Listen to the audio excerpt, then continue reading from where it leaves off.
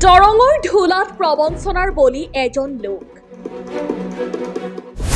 চোলা ফাইনেন্সৰ পৰা লোন দিয়াৰ নামত ধন সংগ্ৰহ এগৰাকী প্ৰবঞ্চকৰ। লোনৰ দালাল চক্ৰত পৰি ঢোলা আৰক্ষী থানাত এজাহাৰ দাখিল ভুক্তভোগী লোকৰ। দৰং জিলাৰ ঢোলাত পোহৰলৈ আহিছে লোন দিয়াৰ নামত সংঘটিত হোৱা এক প্ৰবঞ্চনাৰ অভিযোগ। ঢোলা আৰক্ষী থানাৰ অন্তৰ্গত যোগীপাৰা গাঁৱৰ এজন লোকক লোন কৰাই দিয়াৰ প্ৰলোভন দেখুৱাই 1.5 লাখ টকা সংগ্ৰহ কৰাৰ অভিযোগ উত্থাপন হৈছে একে গাঁৱৰে আমিনুল ইছলাম নামৰ এজন ব্যক্তিৰ বিৰুদ্ধে।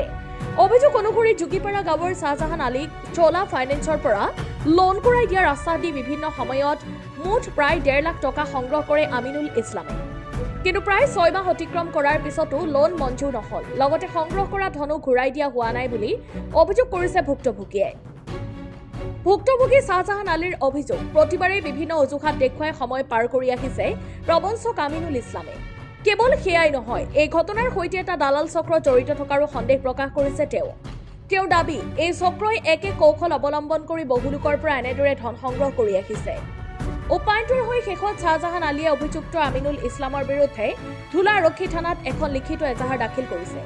আৰক্ষীয়ে ঘটনাটোৰ নিৰপেক্ষ তদন্ত কৰি অভিযুক্তৰ বিৰুদ্ধে আইন অনুসৰি বিহিত ব্যৱস্থা গ্ৰহণ কৰিবলৈ অনুৰোধ জনাইছে ভুক্তভোগী লোকজনে। ইফালে ঘটনাটোক কেন্দ্ৰ কৰি অঞ্চলজুৰি তীব্ৰ চাঞ্চল্যৰ সৃষ্টি হৈছে। অভিযোগসমূহৰ সত্যতা আৰক্ষীৰ তদন্তৰ পিছতহে স্পষ্ট হ'ব। শাহজাহান আলী, গাঁও যোগীপাৰা। কি হৈছে ঘটনাটো হৈছে তাৰমানে মোক লোন দিম বুলি কৈ মোৰ পৰা 30 লাখ টকা লোন কৰি দিম বুলি কৈ মোৰ পৰা 1.5 লাখ টকা লৈছে। 3 লাখ টকা বন্দোবস্ত, 1.5 লাখ টকা কেছ লৈছে। নিয়াৰ পিছত এতিয়া লোনো নাই, মোবাইলো চুইচ অফ এওঁলোকৰ। কোনো সূত্ৰ আমি পোৱা নাই। এতিয়া কি কৰিম? মোক এই ঘৰ দিয়া সব লিখি দিয়া হৈছে, কাগজ পাতি বনোৱা হৈছে। তেখেত আমিনুল ইছলাম, এইখিনিতে অলপ আগতে। এইটোও যোগীপাৰাই হয়। সম্পৰ্কত মই গাঁৱলী হিচাপত নাতিয়ে হয়। আৰু প্ৰবঞ্চনা কি আৰু কি ক'ম আৰু। পইচাটো সি তাৰ এটা গ্ৰুপ আছে। এই গ্ৰুপটো তাৰমানে এটা হ'ল শ্বেৰপুৰত আৰু এটা হ'ল পুনিয়াত, এই পুনিয়া বজাৰত তাৰ অফিচ আছে। সি কাষ্টমাৰখিনি যোগাৰ কৰে সেই এখেতৰ পৰা পইচাটো টানে তাৰমানে। এই মহিদুল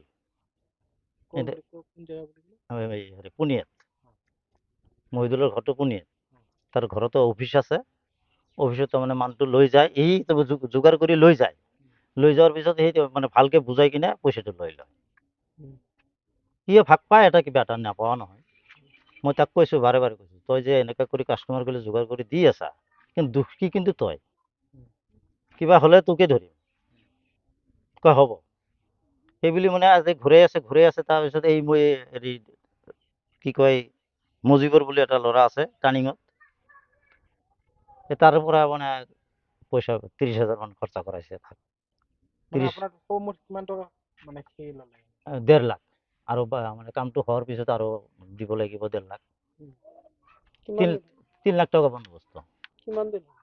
6-7 মাহ হৈছে। নাই চলাৰ লোন, চলাৰ কোম্পানী, চলাৰ ফাইনেন্সত। এতিয়া চলাৰ পৰা এতিয়া গেল আকৌ কিবা এটা ফাইনেন্স বুলি ক'লে, এইটোত লৈ গ'ল। এই আমিনুল নাই, একো নহয়। তাৰপিছত তাৰ ঘৰতো যাই খবৰ নিলো, এই মহিদুলৰ ঘৰত। তাৰমানে সি কাষ্টমাৰখিনি যোগাৰ কৰি দিয়ে আৰু দালাল। তাৰ একো কাম নাই, তাৰ দ্বাৰা এটা লোনো হোৱা নাই। কৰিছে।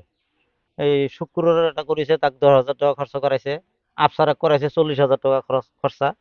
মুজিবৰক কৰাইছে মোটামুটি 70,000 মান টকা খৰচা। এটাও পোৱা নাই। মেচেৰৰ 20,000 টকা খৰচা কৰিছে। ঘৰৰ ওচৰৰ মানুহ এগুলা চব। মই এজাহাৰ দিছো, কালি দি আহিছো। এই লোনৰ বিষয় লৈ পুলিচ প্ৰশাসনক আমাৰ পইচাখিনি উদ্ধাৰ হ'ব লাগে, আৰু এনেকা ঠগবাজি যাতে আৰু নহয়, আৰু তাক বন্ধ কৰিব লাগে। আৰু আমিনুল ইছলামে যাতে মোৰ নিচিনাকে আৰু বেলেগক ঠগাব নোৱাৰে, এইটোৱে মোৰ পুলিচৰ উচিত তদন্ত কৰি এইটো তাক মানে বন্ধ কৰিব লাগে। আপুনি পইচাখিনি কাক দিছিলে? আমিনুলক দিছোঁ। আমি যে হাতত নিজে হাতত লৈছে।